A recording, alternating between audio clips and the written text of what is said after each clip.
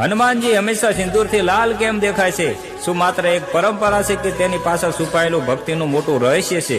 તો મિત્રો, આ વાર્તા છે રામાયણ કાળની. એક દિવસ માતા સીતા કપાળમાં સિંદૂર લગાવતા હતા. હનુમાનજી આ બધું જોઈ રહ્યા હોય છે. પછી માતા સીતા જોડે જઈને વિનમ્રતાથી પૂછે છે કે માતા, આ સિંદૂર તમે શા માટે લગાડી રહ્યા છો? માતા સીતાએ સ્મિત સાથે જવાબ આપ્યો, હનુમાન, આ સિંદૂર નથી, મારા પતિ શ્રી રામના લાંબા આયુષ્ય માટે હું લગાવી રહી છું. આ સાંભળતા જ હનુમાનજી ભાવી વિભોર થઈ ગયા અને આખા શરીર ઉપર તેમને સિંદૂર ચડાવવા લાગ્યા.